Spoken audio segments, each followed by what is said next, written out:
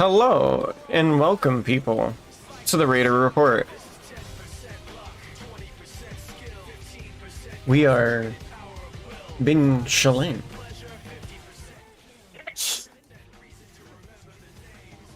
Bless you. Oh man, I didn't put these, but like, I killed that Nesville. Not Nesville. Which or Samira? Dumpy boy. Oh, Echo.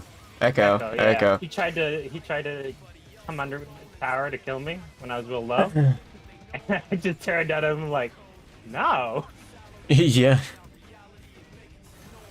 But yeah, we're just out here chilling, having a good time because our players are asleep Or somewhere. or somewhere else. They're lost in the void, and Catman has joined me here to be able to talk about thoughts, feelings, and provoking options. I mean, like, I was hoping we'd have an actual game. Yeah, I was too. I was very prepared for it too. I was ready to go. I had everything set. I even built a new map just in preparation. But it would seem not. So we're here listening to some triple Q and yeah. So let's talk about something. You were just saying something earlier about your character being an infiltrator, but there's like two infiltrators on the team. But there's two different kinds. One of us is like an actual spy, and like that's Toronto, who gets in and actually like infiltrates an area. I just get in there and murder. Yeah.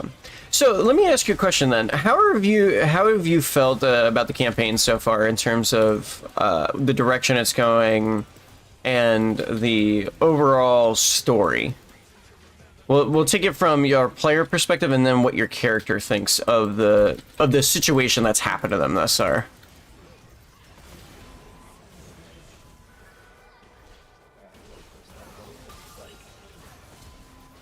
Get out of this adrenaline pump up.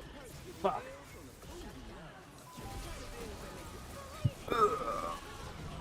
Oof. Got murked. Yeah, the fucking who is it? The new kept like getting in my way. Alright, so how do I feel about the game so far? From a player standpoint and then your character in terms of like how you think they feel so far about what's happened to them. We're too like individual. It really feels. Where you just don't like really want to do stuff together in terms, but we don't really have like. So a lot of feeling of like a bunch of different people wanting a bunch of different goals all over the place. No one really has like a congruent thing that goes with other people's. Mm-hmm. Aside from the main story that's been going on. Okay, cool to know. Now, from a from a character standpoint, then how does Catman feel about what's happened to him so far? Catman is he's been like a little stir crazy. This last mission was like just what he needed. Mm-hmm. He hadn't been able to really get off some good bombs, and so he's feeling a lot better. I think those gunner gunner guys are like, yeah.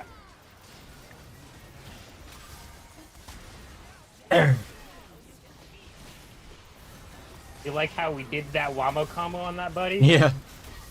Smacked him real good.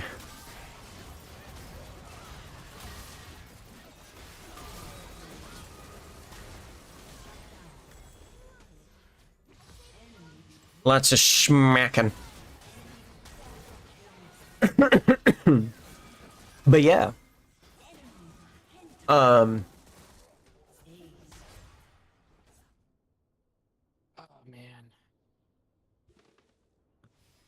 You know, I'm feeling the same way I feel in this game right now. In that game. we are a team that, but we're like everyone's just like wanting to do their own like Thing. not bad, but like there's no real Like, connection between all. yeah. Everybody's a little bit of everywhere.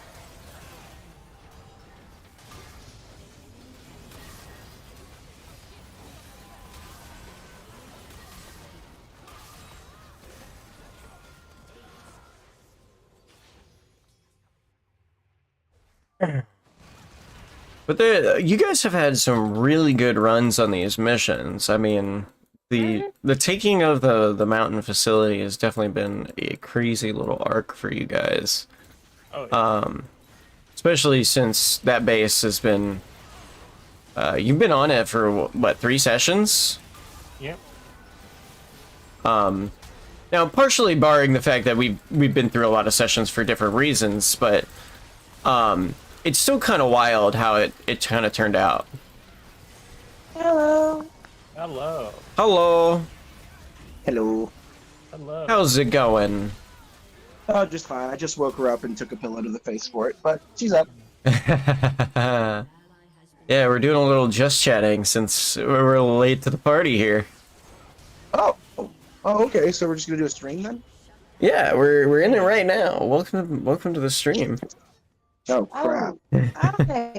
I had no idea. I'm wanted super to- sorry. I wanted to push it till like 11:30, but to be real, it's 11:37. So Well, it's Yeah. 8:30. Where I totally apologize.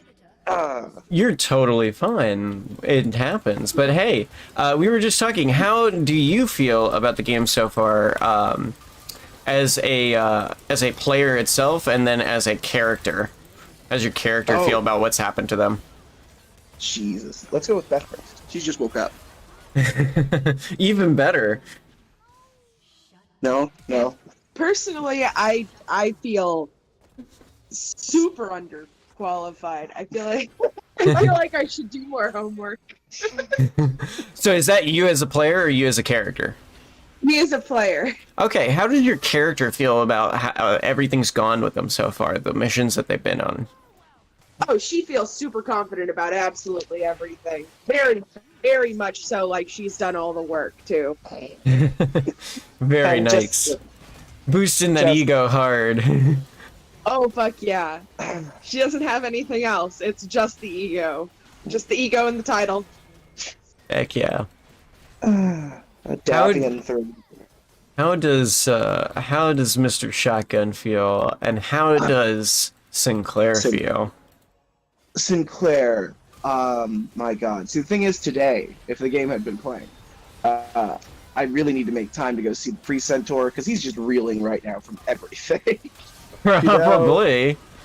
Intergalactic invaders, fucking they're the Star League reborn. Oh, all the nightmares I've been told.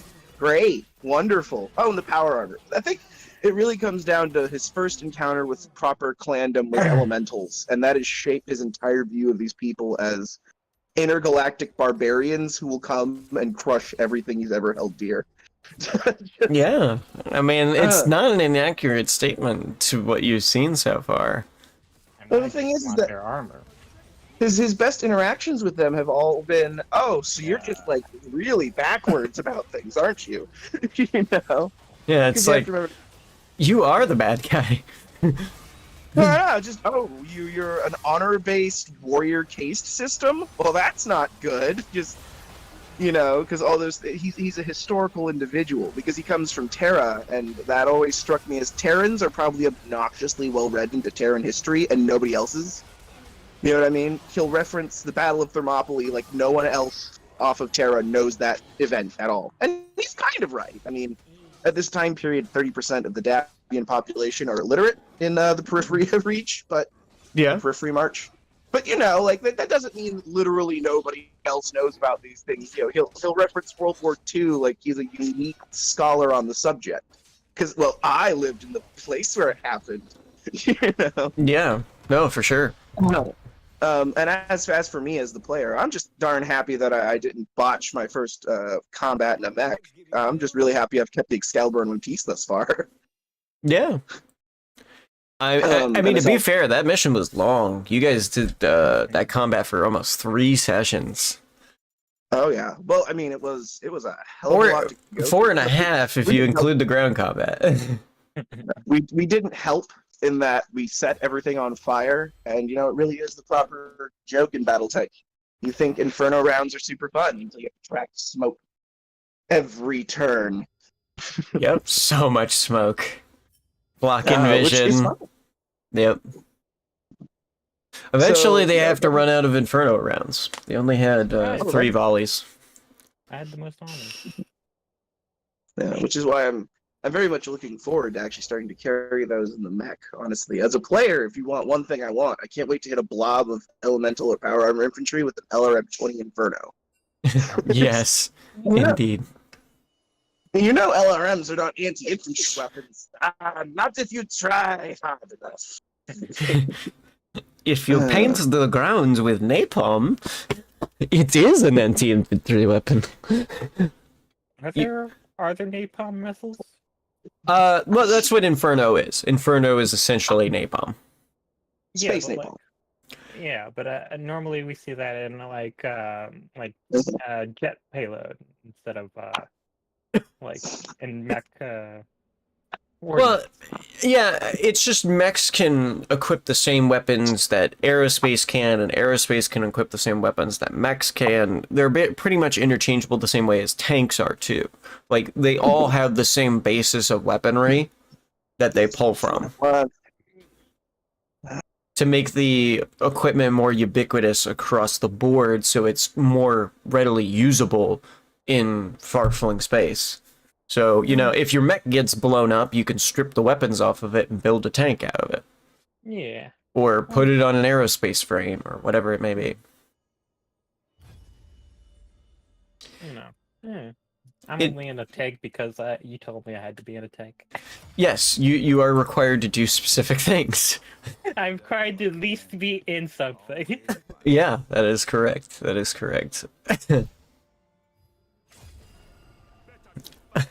As much as you are preparing yourself to put yourself in a suit, which is a inevitable future, which is something to actually talk about during this Raider report. How do you guys feel about the upcoming session that we will have eventually, which we'll do with a lot of the downtime that you guys have since you just finished an operation?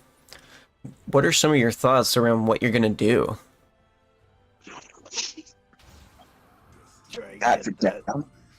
Try and get one of those power armors. Power armors. Yeah, What are your plans with that power armor then? Learn how to use it, and First of all, then add the mine layer. Exactly, I was about to say. First of all, a handy dandy satchel charge dispenser. I shall equip it with C8 satchel charge.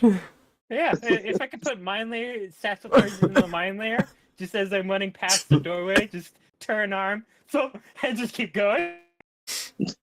Yeah. All I see are these comically large C8 charges that fit perfectly in like the battle claw of a goddamn elemental, and the view of an elemental dropping from its jump, turning to a group of infantry and just going, "Here you go," and flying away.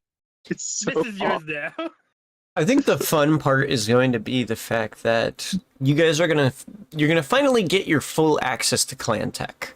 You're gonna get your first real taste of it, but you're getting access to, a exiled Diamond Shark group's clan tech. Which means it's likely been modified a lot just for the sake of function. It'll be neat. It's like a redneck clan tech.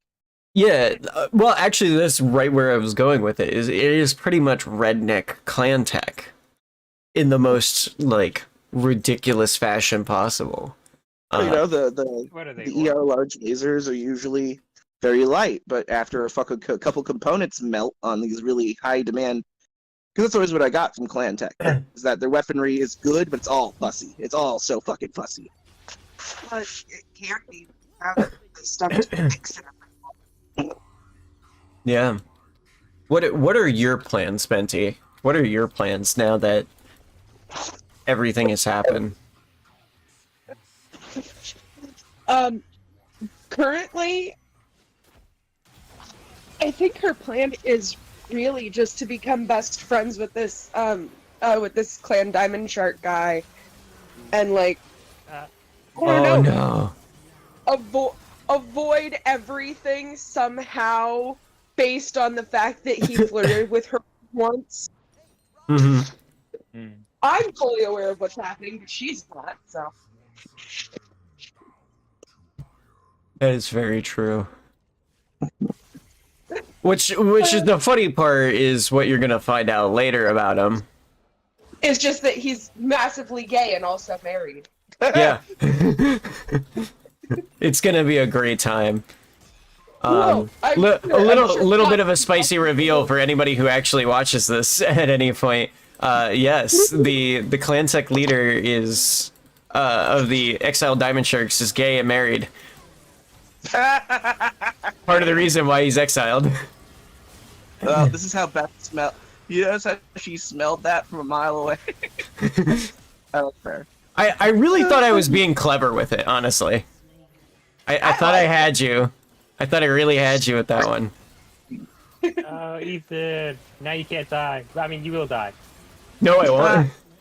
Now you won't. Now you won't. Now I will. It will all go well.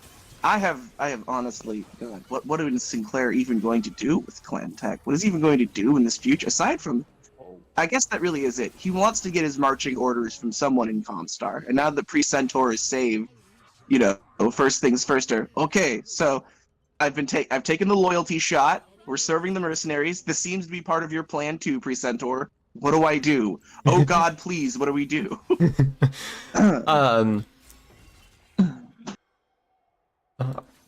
Have you gotten the name of the Precentor yet? So we can do a little I haven't noticed it, really. All I remember is the specifics of who he kind of was and what his reputation is and why he was politely exiled way the fuck out here. Yeah. His name is Precentor Alexis Marquis. Marquis. Alexis Marquis. Now, you might be wondering who he is, and you probably will be wondering that for a while. He is actually in my novel. Oh, neat. So he will come up later as well. Of course. As for, see, that's the weird thing is that I have a really interesting. My book is Lost Tech. You know what I mean? There are not a lot of Excaliburs kicking around by 30-50 like this. Yeah. So it's rather fascinating to think what even could you do with Clan-Tech with that machine. You know what I mean? Oh, for sure. Aside from kind of jury rigging omnipods so that you can maybe alter the missile loadout, like, you know, maybe I'm feeling some SRM6s instead. Mm-hmm. Other than that, I really can't think of much you could do to an Excalibur. Aside from, like, essentially rebuild it from the bottom up with, like, you know, better ferrofibrous and all that nonsense. That sounds like a lot of investment.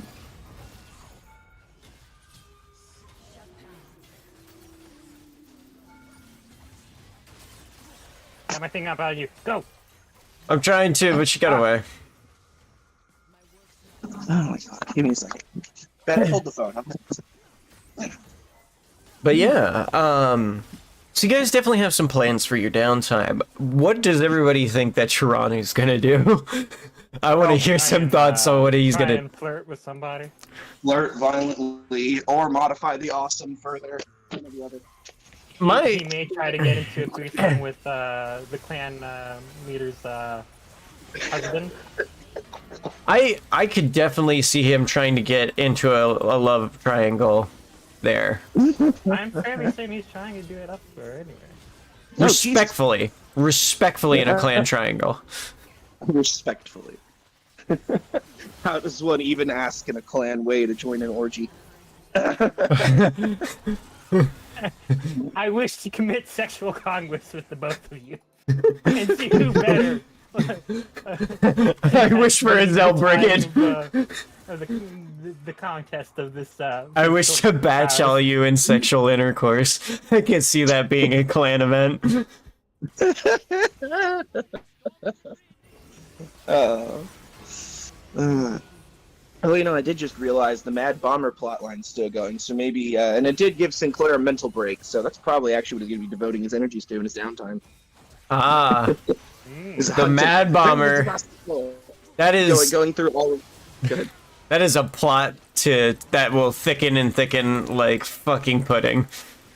Good. It'll be great when Sinclair is the only party member who cares. Everybody else is long since forgotten, and he's busy going insane, torturing pirate prisoners in secret. I don't know who the fuck you're talking about. You don't know! I will cut off your leg and stitch it to your asshole! We'll cut off your leg and stitch it to your asshole. I like it. I like that a little too much. You will have a hole in your line of intestine, I promise you, and it will not be pleasant. So, what does everybody think about using their XP on for their skills? I'm sure some people out there would love to know what skills you guys are working on. I don't know. I think I used it. I'll have to look back at it. Because you guys got a ton of XP from finishing this section. You get your first like chapter block, which gives you your big 200. But that's what we got. Jeez, did I write that down in notes? I better have that in notes. I do not have that in notes. I would like that in notes. I'm thinking, and I know it's very boring, but I'm probably going to go into deeper mech expertise and surgery. Maybe a little bit more to battle comms. And we get the sheet up. But essentially increasing general battlefield logistic capacity, as well as just becoming a better mech warrior. Because we'll be fighting clanners soon, and that's not going to be a walk in the park. Yeah, no, it will not. So how are your characters feeling about the clanners as thus far? Let's start with the actual exiles themselves, and then we'll go into the general theme of, like, what do they think about clanners in general? That's interesting, actually. She is still fairly certain that they are all just one big family from one world who found like a really big cache of lost tech, and that's it. So she's expecting.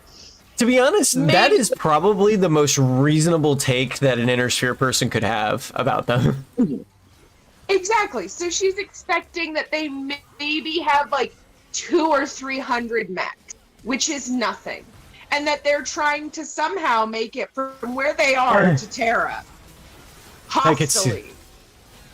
It sounds real dumb. It sounds real dumb. And like no, to be honest, that sounds actually rather reasonable based off of Inner Sphere and how they function. Oh, yeah. Yeah. Like, there's maybe one, or maybe, if we're really fucked, there's 2 whole planets that hate us. To be fair, that's probably also what the Curitans probably thought too. Oh. Poor Kirita. But fuck Kirita. What about Catman? Let's hear your thoughts on the Yeah, I'm actually really interested in how nonplussed he is. Cat armor. In that cat armor, you'd be right in that. That's what it will be. Because guess who's got art? Guess who's got heart? No, guess who's got art? I've got painting. Oh yeah, that's right. What do I see? A fucking elemental suit with a Hello Kitty face drawn on, just the little whiskers, little The M stats mouth. are amazing, dog. His stats are amazing, dog. That makes a little too much sense. God.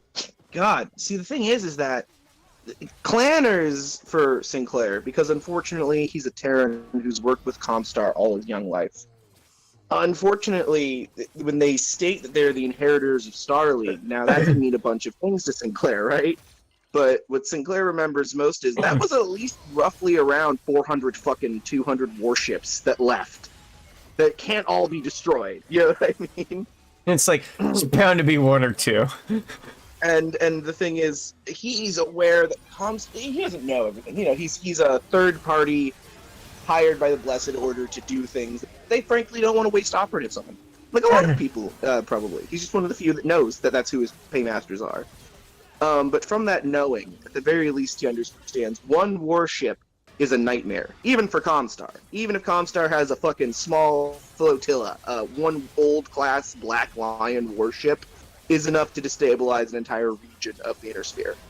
Really, his worry is less that the clan invasion will be this this apocalyptic nightmare invasion, and much more these idiots are going to come in here with technology that's going to unbalance everything. FedCom already exists. FedCom and the Curetans are the closest bordering peoples to Rassilhog. If FedCom gets a warship, it is fucking over for Comstar and everybody who is not FedCom, and he knows that. You know what I mean? Yeah, no, I absolutely do, because I wrote the story. I'm peripheral. Exactly. I'm So- Canopus. I don't care about Now, that. speaking of warships, though, you guys got access to warship drives. You guys have access to the compact FTL. While being in a very, very unindustrious state at the moment. No, we've essentially found the Rosetta Stone for hyperspace travel. The only problem is that we found it in Egypt. You know what I mean? And we're stuck in Egypt. Well, you can't build these things. Yeah, you're stuck with the same technology of Egypt. Yeah. So I 100% understand that. But that also, it inclines Sinclair very much that this might have to be the planet he dies on. And that's honestly what the mental break probably is from, is the understanding that if this planet falls to intergalactic invaders, the Inner Sphere's best chance at fighting them on any fucking, level, aside from, the hideous mass use of just numbers, right? Sinclair feels that these people, regardless of their numbers, well, first things first, I guess I should go to, because he saw the power up, because he is the children of weapons moguls at Krupp. He actually knows you need a very large and sophisticated industrial base, probably to build what is the equivalent of battle armor. You know what I mean? Especially because Nighthawk, the original Inner Sphere power armor used by the Star League, the Nighthawk suit was fucking mythical. Almost no one knew it fucking existed. Only people in Comstar kind of know that it fits specifications. He's heard myths about this suit, but he knows that it took Star League's industrial base quite a lot of time to build these fucking things. You're talking about a suit easily twice its mass. With pilots also twice the size. Yeah, that's an industrial base that not one planet, unless that one planet is Terra. And you know what? Yeah, just Terra could threaten the entirety of the fucking Inner Sphere if it was built right. And he knows that. This is why there's this deep fear. Now, as for the clanners he's stuck with right now, God, I'm really not sure. Suspicious, deeply suspicious, but also presuming that they wouldn't ask for the help of a mercenary force if they weren't kind of on the ropes. You know what I mean? Yeah. No, what do you? Go ahead. no, that makes perfect sense in what you're saying. It seems like a logical Sinclair kind of conclusion. But kind of getting back around to another topic with this, I kind of want to hear everybody's thoughts on the pirates you've been facing so far. The Oberon Confederation. Venti, you want to take this? I think that my thoughts on the pirates are really tainted by the fact that I should have done more research on Davian space in the first fucking place.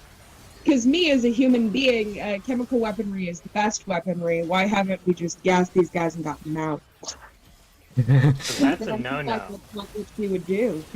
That's a no-no. Wink. Yeah. So, you have that assessment. Vermin. Actual vermin. If the goal is to get rid of them, she doesn't understand going in there with guns when they're all in one location that's easily susceptible to a semi-truck full of chlorine. Well, you have yet to try that tactic, and they are pirates, which means they do not fall under any conventions that prevent you from committing war crimes against them. Exactly. Hence why Sinclair lined up a bunch of them for Gauss rifle shots. I'm sure somewhere it's a war crime to splatter a man with a Gauss rifle. If anything else, it's poor taste. Sinclair has a very unfavorable opinion of the periphery because he lived there for a long time. Mostly killing the people there. Yeah, it's a very complicated relationship Sinclair has had with the periphery, especially in Torian space. But the best I can give you is that he is fucking flabbergasted by how well disciplined this particular group of pirates are. Normally, Right? pirates don't fight to the fucking death. Mhm. They don't have to usually. I mean, they understand they're dead men anyway. That's fair. But most of them would prefer to flee, and most left to die would rather turn on their former master, for clemency. The fact that these dudes I ain't going anywhere. decided to die in their bunker until the mechs were literally on top of them speaks to Sinclair volumes about how terrifyingly disciplined. Whoever Miss Ryan is, this leader of the Confederation, she's a warlord par excellence, and Sinclair should be afraid of her. That's the most he's got. Not only today are we dealing with intergalactic invaders, not only are we dealing with the Shadow of the Star League coming back to smother us all with warships and atomic weapons, but I'm fighting Genghis Khan. Yeah, it's been a crazy subset of fights, hasn't it? The people you fought have been very different than you have expected. Like I said, most pirates do not stand and die when their leaders have abandoned them in a fortress. Sinclair has seen that scenario before, and normally how it plays out is, okay, how can we manage clemency? How can we parlay? Because that's how pirates generally do it. If they're in a position of weakness, they appeal to your strength, to your moral superiority, so to speak. These If they guys are have strong- tactics. Yeah, they're And- well trained, they're well disciplined, and they're well organized. And these are not the traits of a pirate kingdom, but a proper periphery state. Yeah. Again, Sinclair Torians. So all he's thinking is this bitch might have a nuke up her fucking sleeve, and she might be smart enough and savvy enough to threaten how to use it. hmm That's not good. That's not good mojo.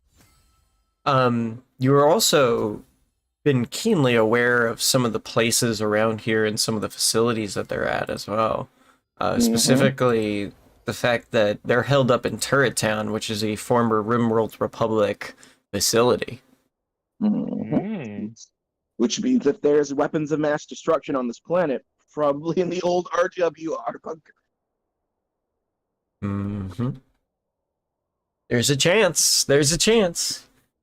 And believe me, there's a reason that he's picked up every Ameris dog tag he's found thus far. First of all, because he likes historical keepsakes. He's a magpie for him. and second of To the second of right all- buyer, it might actually be worth a lot of money. Oh yeah, there's people who collect freaking Nazi memorabilia today for a lot of money, even though technically it's illegal in Europe to sell any of it. So, I mean, I don't know exactly how much the Inner Sphere can even ban little curios like that, but I'm certain there are some planets closer to Terra that I would be killed for having those on hand. Yeah. Probably. Probably something Yeah. having to do with Comstar more than likely. But then again, probably Comstar would kill you for it because they want to collect it themselves. Exactly, which is why he's going to pick them up, keep them close to his chest. Who knows? They might prove handy at some point. Yeah, for sure. Or terribly detrimental, because I could also totally, as a player, seeing that I forget that I have 2 World's Republic sets of dog tags, and being captured by clanners, and having a very awkward conversation about those.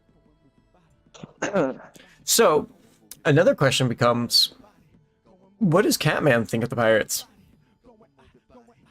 I mean, they're definitely, as we kind of mentioned, I already can see them well maintained, and as a military man, I can see the structures probably pretty well. Not only that, I'm a periphery guy. No So do you offense, feel a modicum of respect for these pirates? A bit. I see what their current structure, and it's militaristic. It's odd, but still like well functional as I can see. They have some good technology that I want. So it's they are something worthy of respect. Mm-hmm. So you guys got to finally get the lore about the commander of that force that you fought. Axel J. Copperhead. Captain of the Oberon Guard. From Chiranu basically brought back that information after he fought him. The man who throws grenades. What do you guys think of him? Jesus. Okay, putting it this way, Captain Copperhead fought Chirano like goddamn Albert Wesker fought that other dude in that really close quarters pistol fight. That's all I thought, was that this is ridiculous gun kata. Nobody throws hand grenades. He's a special man. He's a special man, and I see how he inspires fear and respect in his underlings. See, I just think his technique is pretty terrible. He doesn't need the gun. Just use his fists and the grenades. So, Catman versus Copperhead. Who do you think wins in a gun fu? My money is always going to be on the Catman, because Catman will use bigger explosives and be tough enough, I think. Batman needs to get in. If it's in an open field, Copperhead will probably win because he's also got, a minigun. He does. He does have a mini las gun. But a man portable minigun. In a battle in close quarters, if we're in an urban environment, I don't think, or even in like a cave or something, anything like that, really constrains movement around. I think I got him. Because if I could get to him, I could stop him from doing anything against me. To be honest, Catman is pretty good with suplex. Yeah. I mean, to be fair, also so is Copperhead. They both have the similar maneuver. Yeah, we'll just see who does it better. Who's the better German suplexer? You just have that anime moment where he tries to suplex, and then I get my feet planted as he gets me over, and then I try to suplex him. And we You're just gonna have a Baki moment. They suplex each other off a cliff.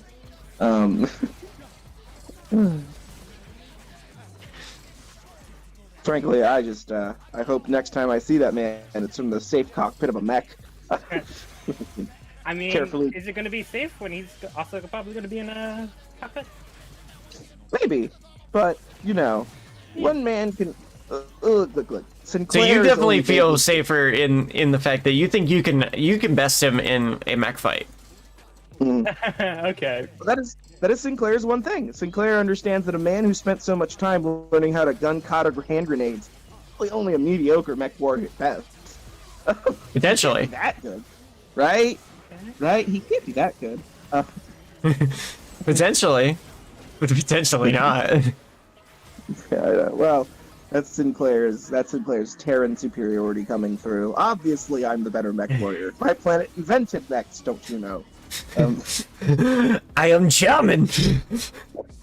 We built these things, Well, it comes from this.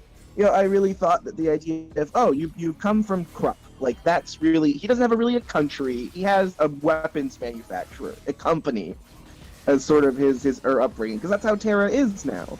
Everybody is divided into who provides Comstar with what. And if you provide them with something essential like arms, weaponry, and mech parts, you are pretty high up there. Which Yeah. means he was born pretty high up there on Terra's echelons of social status. It also means that he That's knows kinda a dumb. lot. Good. Yeah, go ahead. Not what you're saying. I'm just Ethan kind of did a little dumb in the game. I was making space. Yes. Making space.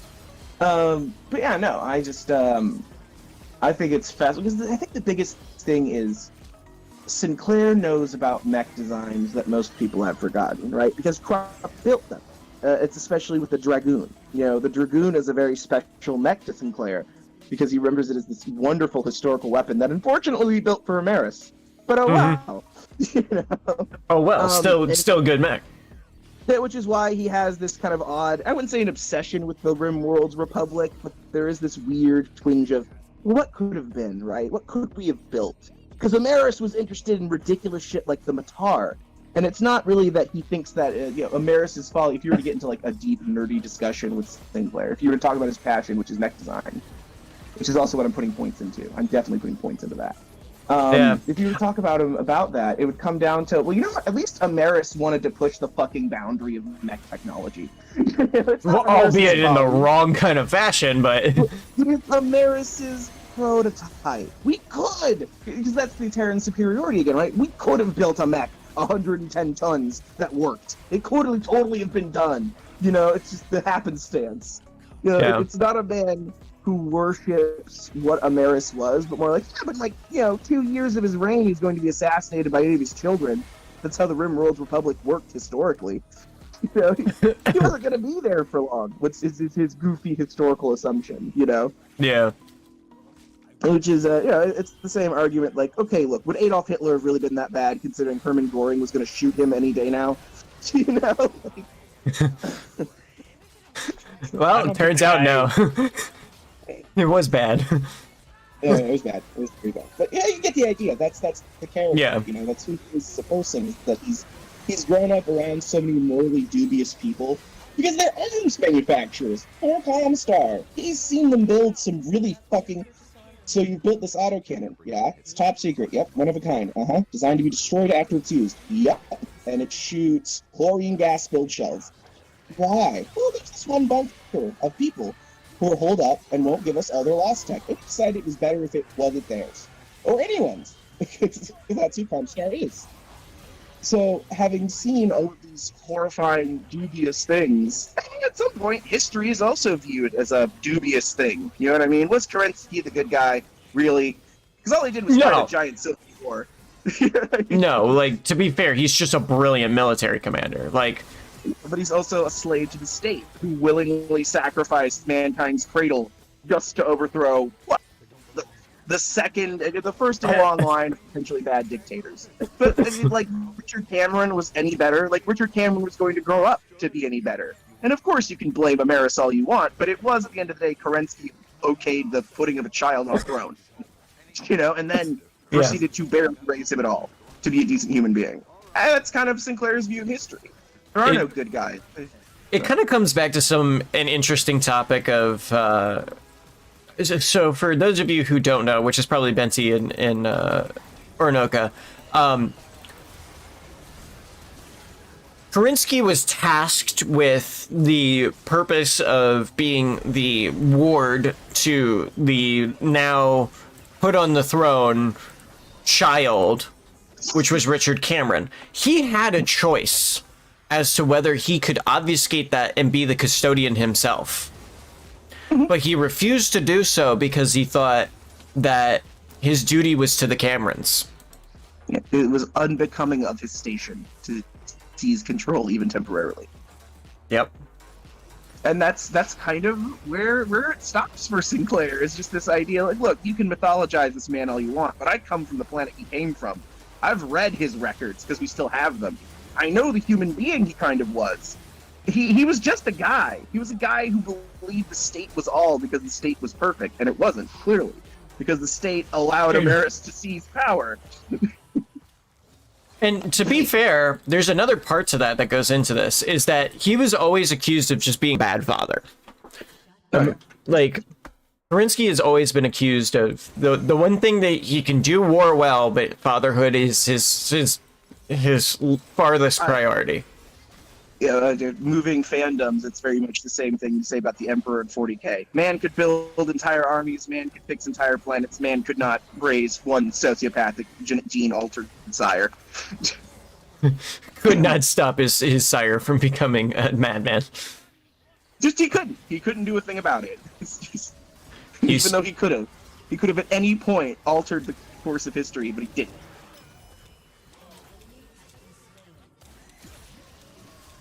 So what do you guys think of Kerensky? Oh, well, you've heard my in-character, which is very similar to my personal. What do you think, Beth? Since you watched the whole text talks.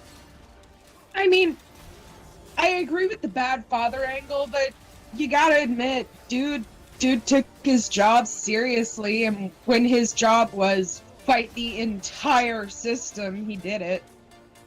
Yeah. So, credit where credit is due, but I kind of agree. He could have stopped the whole thing before it began. He could have actually been a father figure.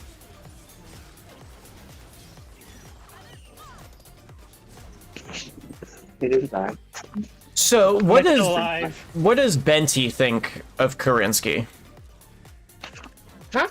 What does Benty the character or Isabel think The of? person. Yeah, not Oh. Benty the person. Oh. The Isabel the character think of Kerensky. She's definitely read about him a lot, but I'm gonna assume that in the intervening few years, a lot of history books have also picked up maybe a little bit of lore of stuff that isn't entirely true. Oh, it's like 200 years. It's basically canon, or 500 years. It's basically Arthurian legend. Yeah, so it's essentially that. Very, very little thought has gone into it other than, you mean the prince from the storybook? I like it. I like it. Very little thought. He's a guy from history, right? He was a good guy, right? We write about him like that. Side was, Maris, big bad. Kerensky, big good, right? yeah, that's how it works. Which is, to be honest, how most of the Inner Sphere actually sees things, to be fair. Yep. That is the accepted narrative. Me, person, I've already told you. Essentially, Sinclair's view is the same.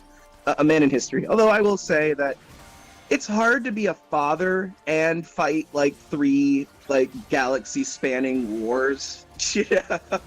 Now, I'm very interested in hearing Catman's take, especially because of his lineage. Oh yeah, it's a Canopian. Not just a Canopian, Buquo Canopian. Oh. Well, so Your forefather Catman- fought him. So Catman has his own regards, but the player, me, doesn't know the history.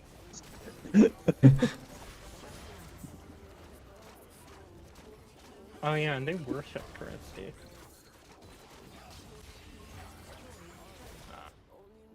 So does that Well- mean that I have to make you go through a text talks about Kerensky? Maybe, but I'd probably assume he'd think something along the lines of, "Oh, they follow that man? Poor military strategy. I understand why with their technology they ain't getting anywhere." That is a beautifully insider-based comment. Yeah, I guess that is kind of now that I've come to it. Sinclair considers Kerensky like most Terrans. Yeah, he changed the world. He's a Terran. They're really special. All of them are. Just better. As a matter of fact, now that you think about it, that might be how Sinclair thinks about things. Well, of course, Ameris lost in the end. Why? He was from the periphery. He was a barbarian. His stock was inferior. His stock was inferior. I like it. I like it. Even though like- Ameris comes from And Terran. so, world. to be fair, Yeah. by the way, guys, like I'm a super fan of the periphery. I am a Taurian. Like my faction is the Taurian Concordat. Oh yeah, same. I love the Florians. Taurians are best boys. Oh yeah. Get off my lawn! I don't know. I'll stay my Canopian. Though, I'm gonna absolutely go rogue here. Marion hegemony for life. Okay, Okay. alright. Praise Rome forever. No. The Marian I've seen them. Hegemony is a beautifully interesting faction that the Tuesday group, by the way, has 2 people from the Marian Hegemony. Oh. Fascinating. That must be really interesting. Yeah, one of them is a zoologist who is attempting to create a raptor force That's amazing. to be able to use. Yes, they are currently trying to get a Jindari Death Breather from the black market so they can train it as a basically to turn it into like the creature, the Nurgle creatures from not the Nurgle. A piece of Nurgle. No, not quite. But basically turn it into one of the Witch King's like drakes. Oh, like an actual fucking dragon. I see. Yeah. Not a Nazgul. Nazgul. Fell beast. Yeah, the Fell Beasts There you go. that the Nazgul ride. Mhm. But yeah, Oh, that's definitely an ambition. I see you figured out how to loop this. How did you do that? I didn't. I clicked at the top. Ah, you However, sir. covers everything. Accident. Pure and beautiful accident. I don't know, I pushed a button. But yeah, it's definitely very interesting. The periphery as well as the fun happens. I mean, that's why, God, I remember a while ago, I forget which writer for Battletech was saying this, but he really wanted to do a deep periphery series because it would essentially just be Firefly with mechs. And nothing sells me more than Firefly, but with mechs. Mech cowboys? Yes, please.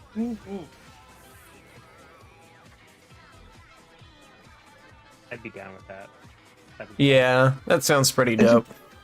That's the periphery, though, you know? It's a place where one rust bucket and, like, 3.5 mechs make a mercenary unit, and you go to worthless dust balls, barely surviving on whatever you make.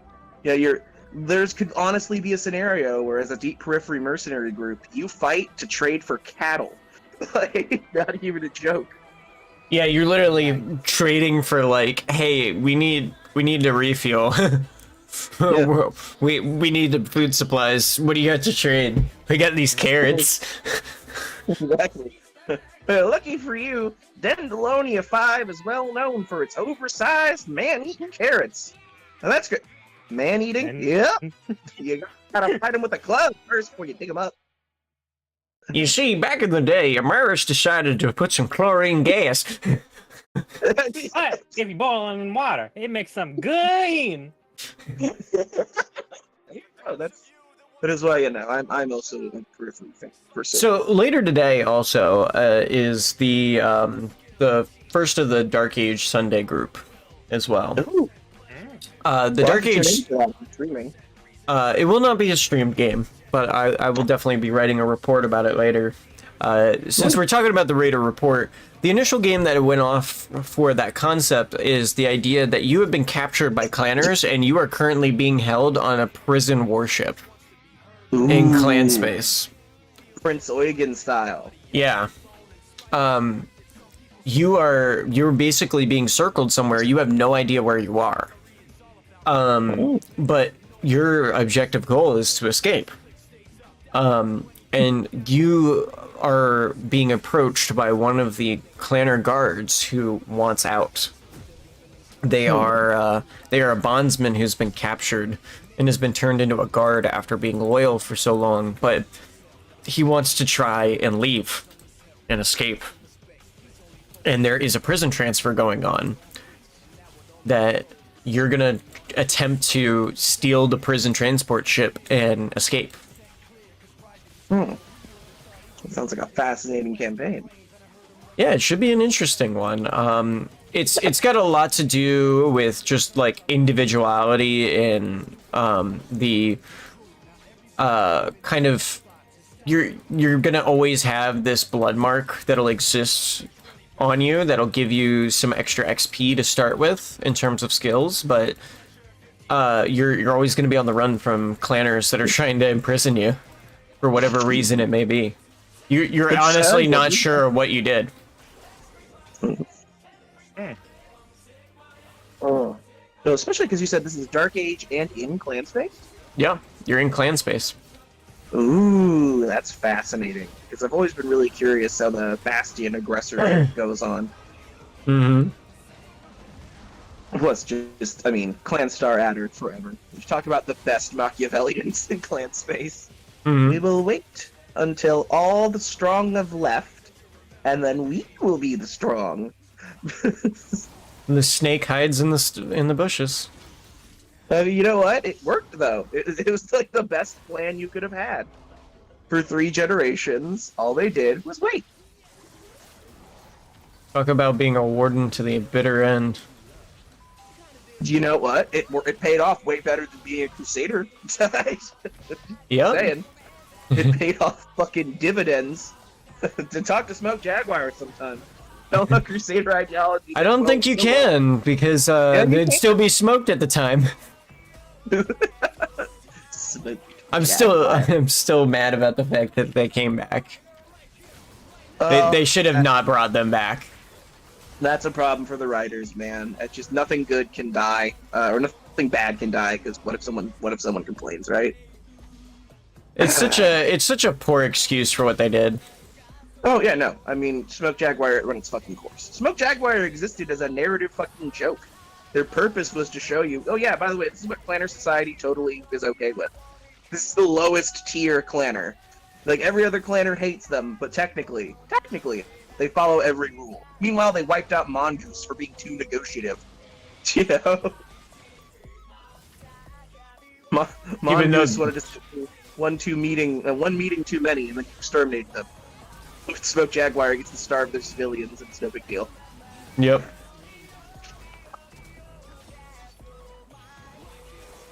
That's life for you. Welcome to clan space. Well, the thing is, they were supposed to be the comical bad guys. Oh yeah. To me, well, that's the thing. Jade Falcon are the bad guys, right? Jade Falcon show up, they're authoritarian as fuck, they kick the shit out of you, and they don't care about what you whine about. But the point of Jade Falcon is that they're also competent, and no one starves under Jade Falcon. And that's always been my thing with Smoke Jaguars. You fucking meatheads can't even be mad. At least they have money. At least, like, Jade Falcon realizes that there's more to a functioning society than warriors. There's more to a civilization than who beats who over the head. You know? Whereas Smoke Jaguar, because I remember reading this, Smoke Jaguar's merchant caste had to perpetually lie to them about how much resources were being produced, just so they could guarantee that civilian caste could get food. That's a ridiculous. What are you even doing with the foodstuff, Smoke Jaguar? What are you doing? Are you just bulking your elementals? Is that it?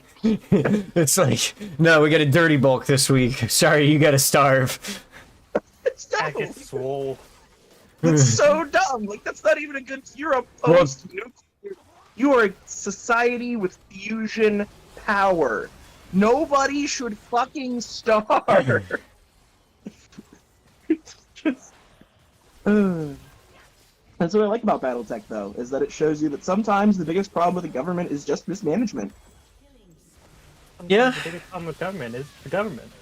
Yeah. Oh yeah, more or less. That's kind of the ultimate answer to that is the biggest problem with government is government.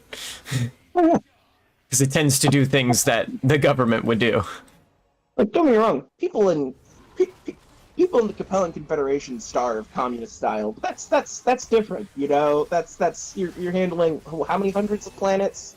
They've all got to be turbo locked down. They've all got to be fortresses under themselves because you're like the old sick man of the inner sphere. It's that Capellans starve. They kind of have to. There's no reason a clanner should starve. It just isn't. The resources are bare, but you've done everything in your power to maximize them. The wonders of technology. Yeah. Like, at least Liao has an excuse. But also that, and generationally, their leadership is batshit insane, but, you know, which is one of my favorite little things about Liao, is just the generational evil. Yeah. Generational evil. It's like the classic, you know, insane emperor trope. Just every now and then, they have a few good rulers, and then one is born who is pants on the head crazy, and you can't remove him because he's also intelligent and ruthless. It's that really distinct combination.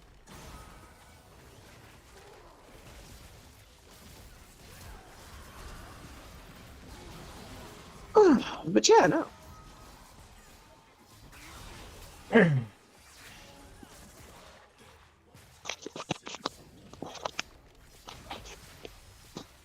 Benji, anything to break the silence?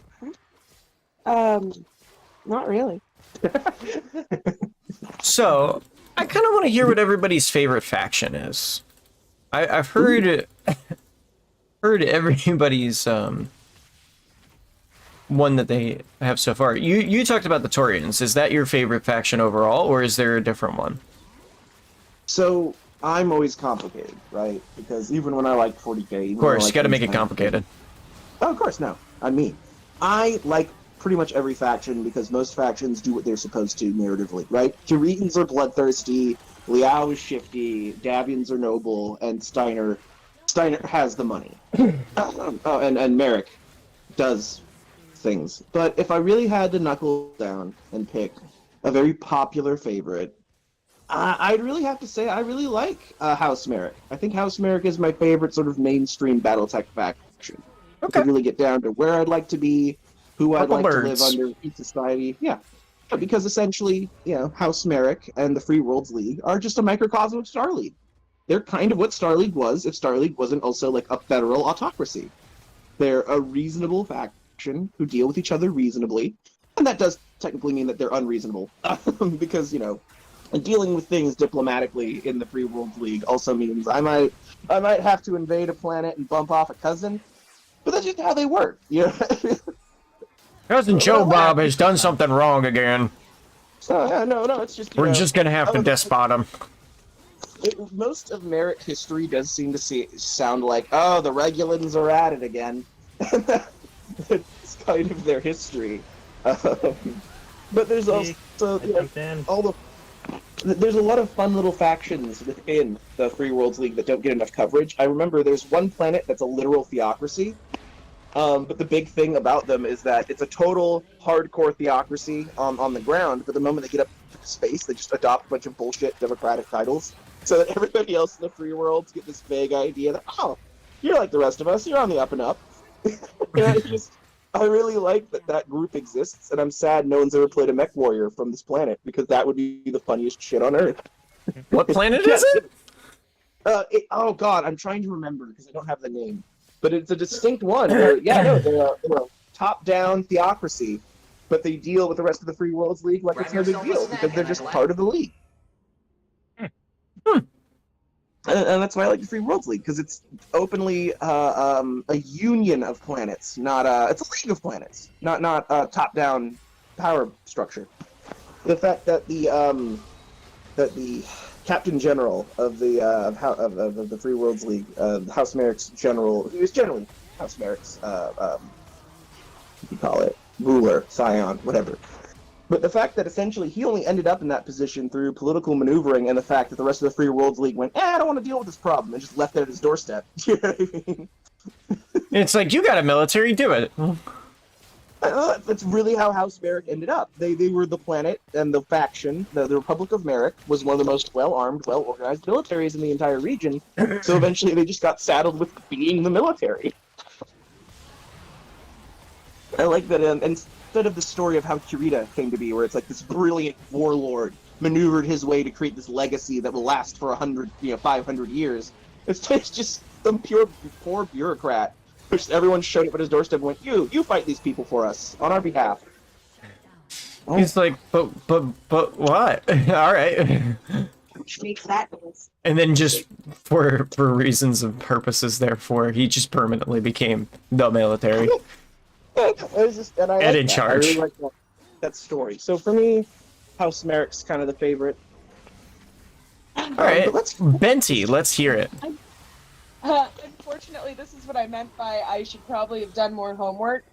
I don't know a lot about the individual factions. I should probably learn more, but but at the moment, the only thing I can say is that the idea of Japanese and Swedish mix sounds abhorrent. And that's the only thing I can tell you that I know for sure. We don't have a favorite faction, but we do have a least favorite faction. Yeah, all right, well, that's also a pretty good. It doesn't matter what Rasselhog stands for, what their people do. It just matters that every time they open their mouth, it sounds like they're actively vomiting at me, and I can appreciate it. That's a fair take. It is definitely a Benty take. Real quick, I'm gonna leave you with her real fast. The dog's freaking out, so it sounds like her estranged boyfriend. There's a stray husky that's been visiting our house a lot, and at this point, we're fairly certain he doesn't belong to any of the neighbors. So we're just waiting for him to show up again, so we can stick him in the other room and take him to the shelter, get him fixed, and then adopt him or foster him, whatever they need. New husky. New husky. He's very sweet for a stray. He just comes all the way up on the porch and sits with you. Well, he's a husky. Yeah, he's definitely looks like a husky, but he doesn't talk. I've never met a husky that didn't talk a lot. It's fair. He's really much on the silent type, but also he's blonde, which I've never seen in a husky. He's white and ginger, which I've seen before. Let me close the door. Oh yeah.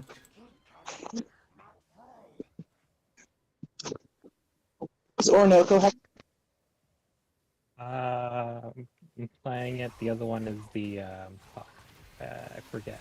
It was the first Steiner. Steiners. Steiners or Canopus. I do like the Canopus just more because of shits and gigs. But Steiner was my fun, I'm gonna play Space German. And that was the character that I was close to Toronto's current, except I wasn't trying to Wasn't trying to sleep with anybody, but more just I'm just really good negotiator. I'm a really good negotiator, and I need a large force. It's I need a lot of money and a lot of power. Yeah, I made some bad choices, and by bad choices, I was like, oh god, look at this is funny. And then I went to the GM and I was like, hey, can I get a mark for level 8? He's like, you're not gonna get points for that. You're not gonna get points after so much. And I'm like, I know. But I want it. And so we had a level 8 enemy target on me. Enemy, yeah. And it was quite the second of Steiner's army.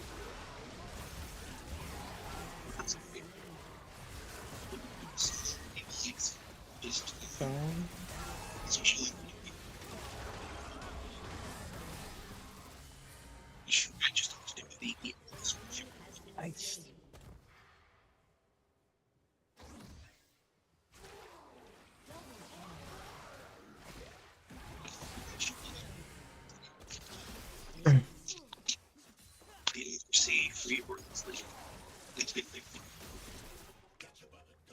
But yeah. So Steiner would be your favorite faction. What's your least favorite faction? We got Benty's least favorite. What's your least favorite faction there, Orinoka? And then we'll go Sinclair. No comment. No comment? I don't really have one currently. Okay, no current least favorite. Alright. Would Clanners be the least likely for you to play? No. I would play that. Okay. What kind of clanner would you play?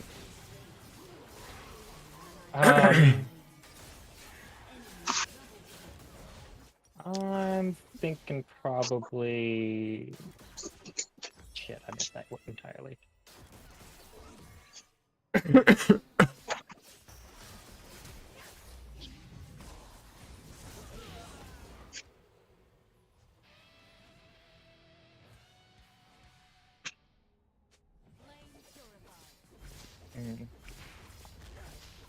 Oh, sorry. Yeah. Probably. Diamond Shark. I think there's like a wolf. No, that's not a wolf. Clan Wolf. Clan wolf probably. There is one. And then who's Novacats? Am I wrong in thinking that, or is that Canopus? Clan. Novacats is Canopus, as far as I know. Okay. Clan. Well, actually, is Novacats a clan? I think it's Clan. Because I know there's Clan Coyote. Wait, who is the clan that had that their leader had that absolutely amazing speech about how clan society was shit, and then she just Clan Wolverine. walked out with us. That's Wolverine. Yeah, no. Wolverine is her favorite clan. I like them. She sounds awesome. Yeah, they're also dead. For life. They're not a clan, really, as much as they are. They are what the clans could have been had they not done what they did. Have they not drank stupid? Oh, whoopsies. I don't If think they I didn't had buy their own con, everything would be fine.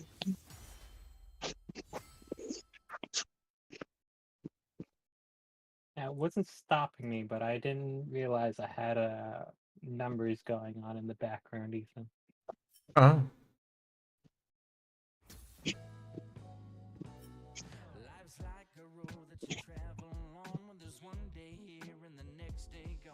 Added more music. Mm-hmm. Here we go. I think I found it actually. The planet of Siendu, or Sendo, but it is a theocracy that was in the Free Worlds League for most of its history, until it became an independent world in 3081. Very cool. Yeah, sorry.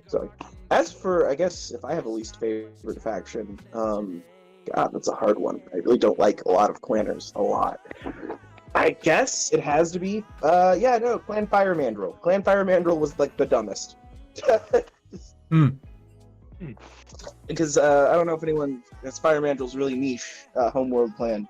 But essentially what Fire Mandrill did is they decided they would take the clan system and then fucking dilute it several times down so that, like, every unique blood house was their own clan, functionally. Essentially, they just did nothing but fight each other all day, every day, to the detriment of everything. That sounds very Inner Sphere. No, that's Fire Mandrill. Fire Mandrill's entire thing is that they were built off. This is my thing about clanners, right? You want to be the best humans you can be, right? A new human society. And then you base every act and personality trait off a fucking animal. I mean, you are an animal. And I don't. Anyway, so basically the Fire Mandrills are just like turbo mandrills that are on their planet, and essentially how the mandrills work is they run in little quote-unquote kindras, which is like, oh, we're all distinctly genetically related, we all come from the same bloodline, so we act in our own clique, and we act in our own interests within the clan itself. So, like, within the Fire Mandrill clan, or within the Fire Mandrills as a whole, you have a functioning clan in theory, but one battalion of mech warriors could be their own kindra, their own distinct political entity who can veto other Kindra's attempts to use them or order them or do anything. So to essentially get anything done, someone's got to duel someone, and someone's got to die for anything to happen. I love it. It's so batshit. Let me actually, because I'll just. That sounds like the pinnacle of planner society. They are. And like the thing is, the Kindras have just been like picked off. Yeah, okay. So a Kindra, an abbreviated version of kindred associations, is a clan term used to define one of the groupings exclusively used within Clan Fire Mandrill. Let's see here. Yeah, each of these groups acts as a mini clan within the overall clan Fire Mandrill structure. Each Kindra is organized around one or two blood names, or a single powerful one, supported by one or more lesser blood names. So in short, you can also just enslave your fellow clansmen within your own clan. it's so whack. I really like the idea of it because it just goes to prove how stupid the clan system is. It's like, if it doesn't work at a micro scale, it doesn't work at a macro scale. Exactly, and that's why the Kindra was annihilated in 3059. 3059, they were finally annihilated. I see. I like how they survived through the invasion. Because they weren't a part of it. They just stayed and acted like they usually did. Because essentially they had a internal war between Crusader and Wasn't that the Reaving? Yeah, basically. Except during the Reaving. Sorry, 3073. My mistake. It's just a bunch of Kindras were wiped out in 3059 and condensed. So they didn't die until 3072? Until 3073 actually. My God, they lived a long time. Attempts to promote inter-Kindra unity during this period ultimately failed, and during the Wars of Reaving, Clan Mandrill was destroyed piecemeal, being declared officially non-existent by the Grand Council in February 3075. I love it. Well, the only reason it's so fucking long, and that's what my favorite part is destroyed piecemeal, which means at no point did any part of Clan Fire Mandrill come to help another part. They all died, and it was okay with them. And that is my least favorite faction, because that's pants on the head stupid right there. That just makes it my favorite one, because it's my greatest example to say clans are stupid. Because this is how they work. If you ever want to make a clan fan angry, just remember, Clan Fire Mandrill lasted from founding day to the Jihad era. For almost 300 years, this clan existed completely apart. So yeah.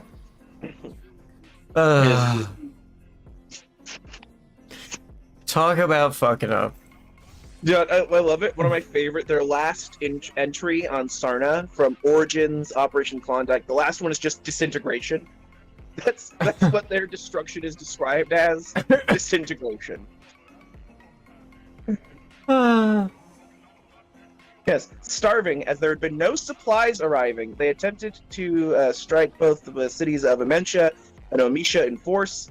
Thinking they would only fight the besieged Ice Hellions, they ran straight into the guns of two Dark Case Seps, which were quickly disabled. The only fire The Dark Cast killed them? Yeah. They were defeated by Dark Cast. They were captured and claimed their entire Enclave planet. They ran into an ambush and were destroyed. That is the last unified force that they ever had. That makes me so happy. Yeah, like I said, if you really want to don't get me wrong, Smoke Jaguar is bad. Smoke Jaguar is bad, and if you're a Smoke Jaguar fan, I hope it's only for the memes. But realistically, there is no Clan Fire Mandrill fan except for across right here for purely ironic purposes. I am purely a fan of them now just because of the way that they die. Because I hate the clan so much that I love Fire Mandrill.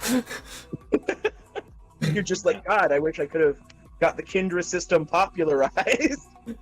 Just so the clans would die faster. It is an interesting thing if you think about a campaign where you're all clan Fire Mandrill. You're all just fighting Fire Mandrill forever. And it's literally just we have to fight all the other clanners as our group tries to vie for the leadership of Pac Mandrill and just run it the way we want to run it. That's my favorite thing too, is that their Khan is essentially like a worthless warlord who really doesn't have much say in anything. Because like the Khan still has to go through the Kindras, and the Kindras, while they are technically subservient to the Khan, can still try to veto him. Like they can still argue about it, which slows everything down. Yeah, but it's like the campaign is us becoming Khan, and then the Kindred's like, I don't want to do that, and we're like, Well, too We're bad. killing you, and then the next person we put in, you're gonna do what we want. It's just, I really love God, it. Ethan, get out of there. Jesus, I'm going back. they have a Leona.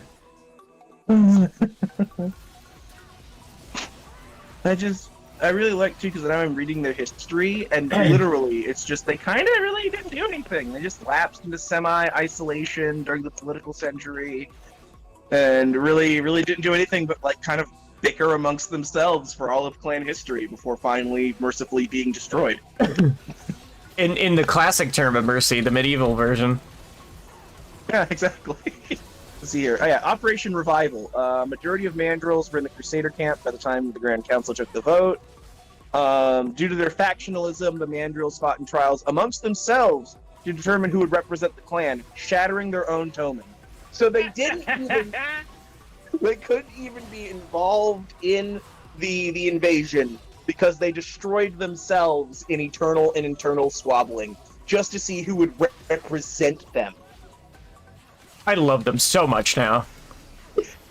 Yeah, not even placing well enough to earn a slot as a reserve clan, the Fire Mandrills sat out Operation Revival entirely. Wow. I love them. Let's see here. I am going to make a campaign now related around being a fire mandrill. That's going to be my clanner campaign.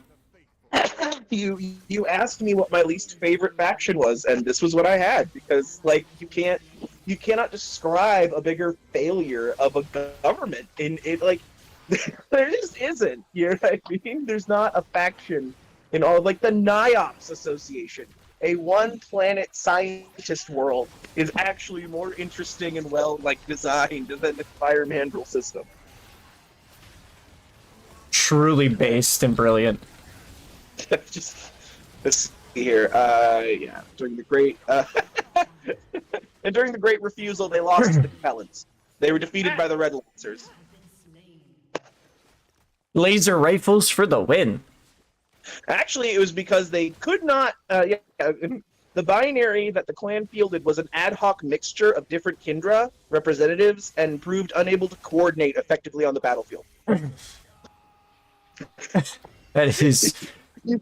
You are faced with a mutual enemy, an enemy who will defeat all of you. And I'm not even talking in a grand scale. Like, literally, you're fighting for your lives together, and you still won't give support to the other star. It's a binary. You're down to, like, fucking, what, that's 10 mechs. 10 mechs, and you couldn't work together. I love these guys so much. I am literally a fan for the sole purpose of explaining how bad the clans are. Like, pretty much. Like, all Fire Mandrill's history is, oh, well, they got so caught up in proving who was the best that they lost every fucking time. And the best part is, at no point did anyone in their society look at that and go, maybe we should deal with this. Maybe we should solve this problem. You know, that's what I mean. That's why, you know, if I'm going to go on the opposite side of the spectrum, Diamond Shark is my favorite, because Diamond Shark is endlessly adaptable, endlessly a shapeshifter, endlessly looking for the right angle for victory. Diamond Shark will negotiate, fight, they'll do anything. Bend rules, break rules. And then you have Fire Mandrill, who couldn't get off the ground for 200 years. Guided as pitiful as they arrived. I can't even. I can't. Like, if you read their page, the best part is there's no, like, distinct thing they did. There's no, like, oh, they developed this technology and that's there. No, they just, it became, during the golden century, the height of clan society, they had lapsed into isolationism. And not cool, hardcore North Korea style, isolationism like Steel Viper. We are the purest of the pure, and none can touch us. But the isolation because nobody wants to deal with you. Imagine trying to set up a trade deal with Fire Mandrill. Just picture it. A totally beneficial, mutualistic trade deal, and it starts a civil war. Yep. Yes. It's like my trade partner is dead. Like, But no, they're also no not dead. Oh, the resources you were going to trade for? Yeah, we used them in fighting this internal dispute about who should actually benefit from the trade resources. Sorry about that. Like, what? What? Why? Why? Why do you exist? I think my favorite part is it's implied through a lot of the reading that nobody conquered and absorbed them because no one wanted the headache of trying to integrate the Kindras into their system. No one wanted that years of internal repression that would be required to make that work. Which, I mean, makes sense. It's just, when you're too toxic to even conquer. Wow, that is a statement, to say the least. Yeah, like, I think about it. They only ever owned one planet entirely, which is amazing that they owned one planet at all. And imagine how nightmarish that planet was all the time. It's literally just guerrilla warfare. But It's clan kind of guerrilla- like if the Mandalorians were the Mandalorians, but they didn't have a creed. Yeah, exactly. They're just a They gathering just fuck of constantly fought each other all the time with no purpose. everyone and could not. That's my favorite thing is. It would be one thing if it's like, oh, but when you fuck with one, you fuck with all of them, kind of thing, right? Yeah, like the Iron Hive, Man- the 18-man fire team in 12 hours.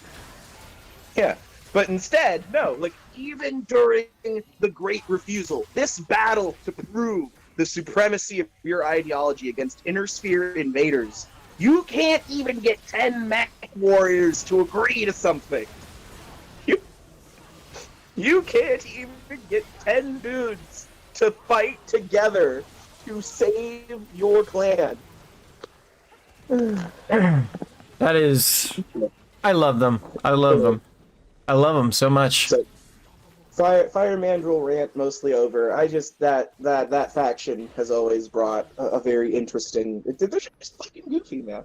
Like clanners are goofy in general, but that's a side of goofy sauce. That is clan society at a micro level, and I love it. So I'm glad I gave you something today. I'm glad I gave everyone listening something today. Oh yeah. I learned something new, and oh my god, that Yeah, I is. guess you could say, yeah, no, their last bastion of strength was wiped out by Dark Caste under the Society's command. Like they are basically their own God, version of a yeah. dark cast. Oh god, You- yeah. You gave him your all.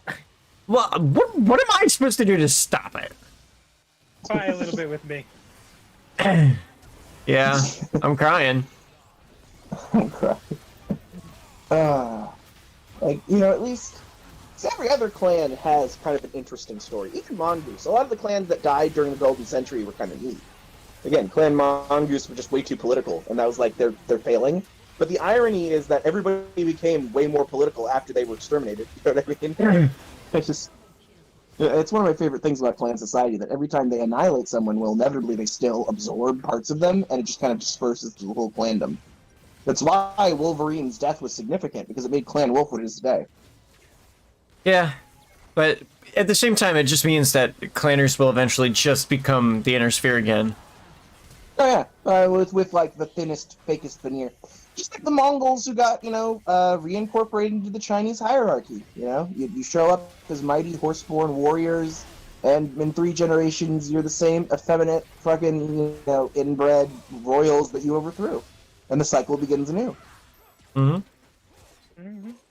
Except that won't happen in the Inner Sphere, because at some point, spheroid sentiment towards clanners is going to probably hit a fucking, what do you call it, a peak? I'm just saying. It's a matter of time before someone poisons a gene vault. Pretty sure they've already done that, right? I'm sure it's been done somewhere, for God's sake. But normally it's clanners versus clanners, which is the sick part. Like, fuck, Clan Wolf, during the Wars of Reaving, bombed the whole genetic repository that held Kerensky's bloodline. They just blew it up. They stole it and blew it up. You're like, nobody gets this. Well, here's the fuck thing, actually, if I were to give a detailed description of that. So, Clan Wolf shows up on the homeworld, right, during the Wars of Reaving, and they just occupy the blood house that has the whole Kerensky lineage, or blood chapel, whatever the fuck you call it. And they demanded that anybody on the planet who wanted to fight them to the death, whoever won got the rights, and if everyone lost, then Clan Wolf would have the rights.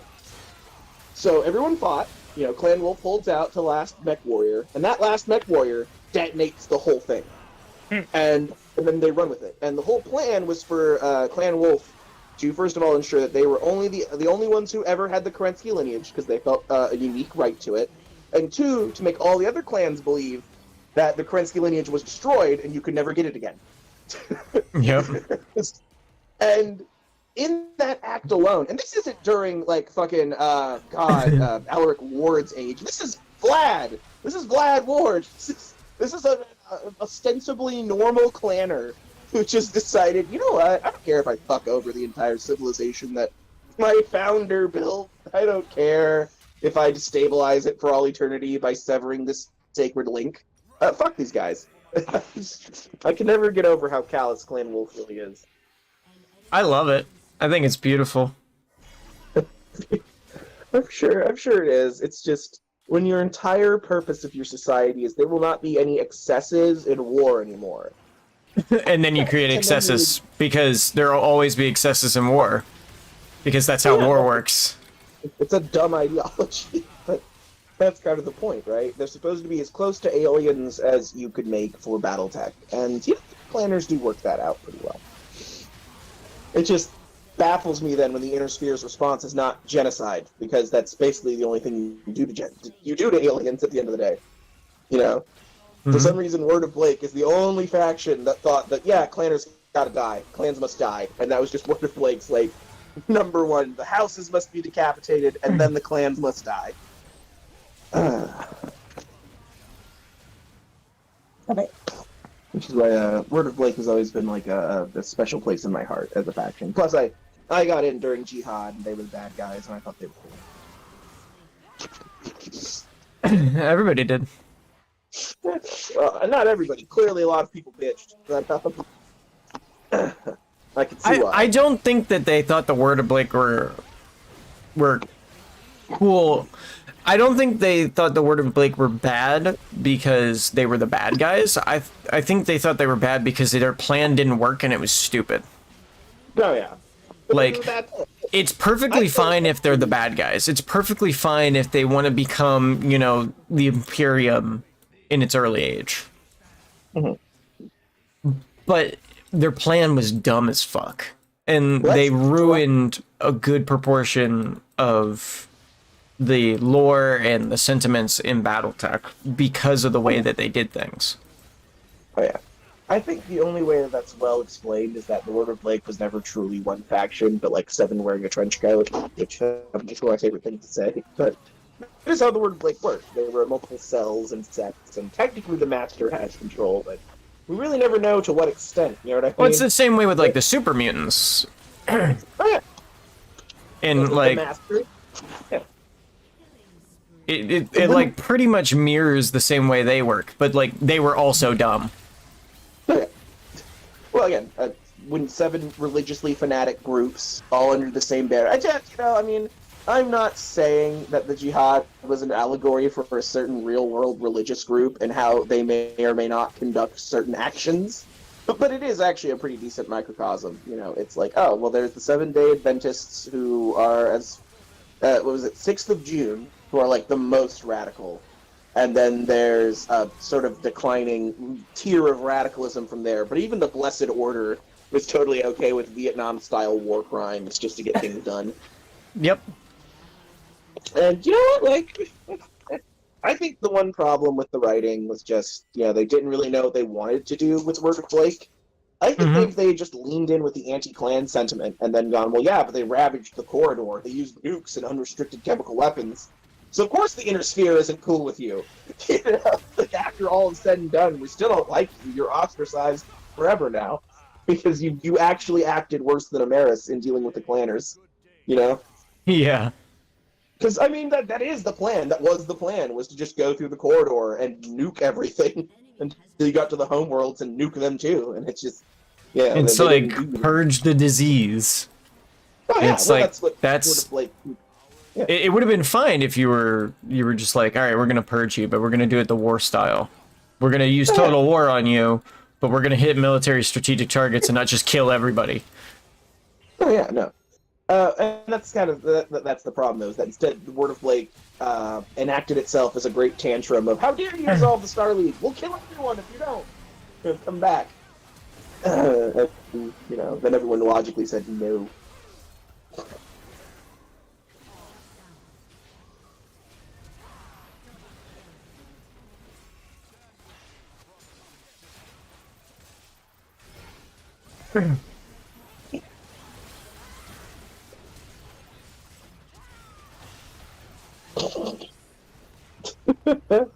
Sorry, that's showing me a very lovely video of a sea lion who has decided he's going to own the seaside pool.